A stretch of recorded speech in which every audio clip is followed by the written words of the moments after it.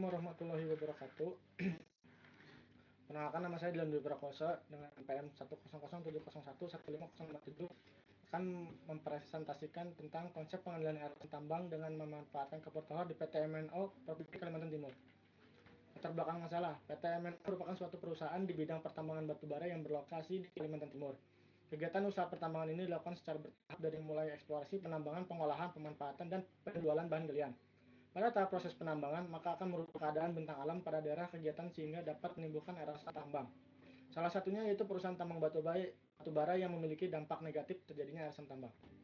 Munculnya air asam tambang menyebabkan menurunnya kualitas air, sehingga air yang ada di sekitar lokasi penambangan menjadi tercemar.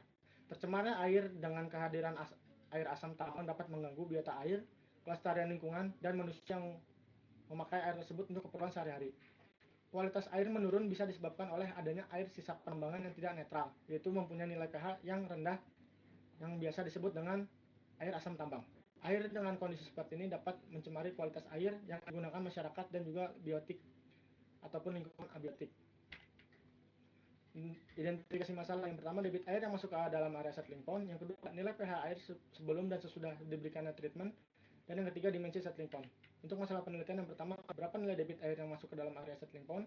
Dan yang kedua, berapa jumlah kapur tohor yang akan digunakan agar sesuai dengan standar pH baku mutu lingkungan. Dan yang ketiga, berapa lama waktu kapur terlarut dalam settling pond. Batasan masalah: lokasi penelitian hanya dilakukan pada settling pond PT MNO. Yang kedua, debit air yang masuk ke dalam settling pond. Dan yang ketiga, keperluan kapur tohor untuk pengolahan air asam tambang agar mencapai standar baku mutu lingkungan. Kemudian ada tujuan penelitian. Yang pertama, mengetahui debit air yang masuk ke dalam settling pond, mengetahui kadar kapur tohor agar dapat menetralkan air asam tambang di settling pond.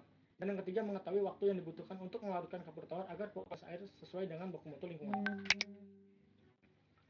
Diagram alir penelitian yang pertama dari studi literatur, kemudian pengambilan data. Setelah pengambilan data, melakukan pengolahan data dan dilakukan analisis kebutuhan kapur dan waktu terlarut kapur, dan apabila telah sesuai, air asam tambang dalam settling pond dapat tertanggulangi.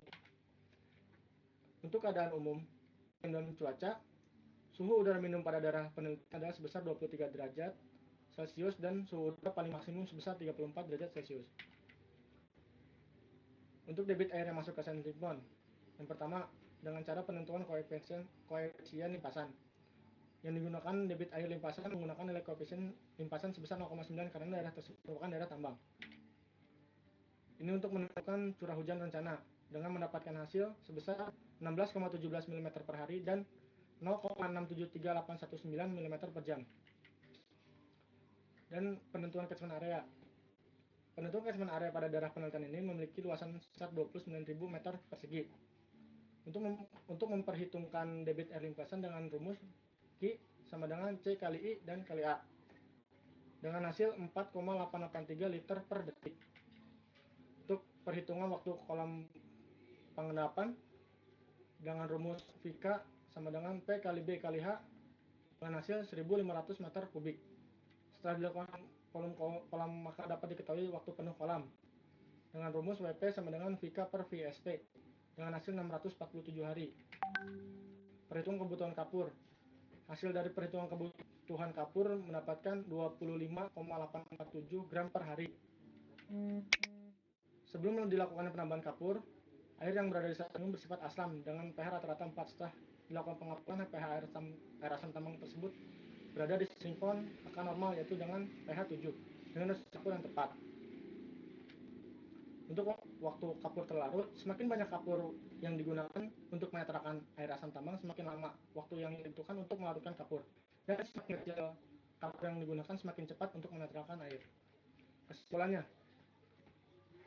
yang pertama, sumber air yang masuk ke area settling pond berasal dari catchment area seluas 2,9 hektar dengan debit air yang masuk ke area settling pond sebesar 0,004883 meter kubik per detik.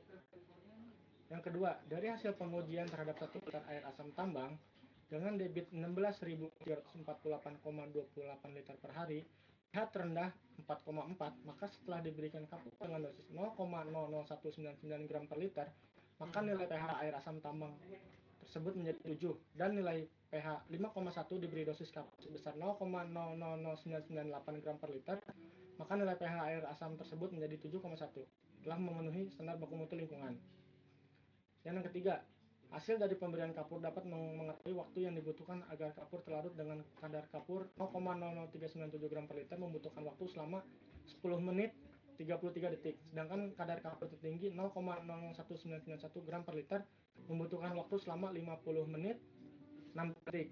Saran yang dapat diberikan yang pertama, perlu adanya perhatian dalam pemberian kapur disesuaikan dengan kadar pH yang masuk ke area settling pond agar tidak memberikan kapur secara berlebihan.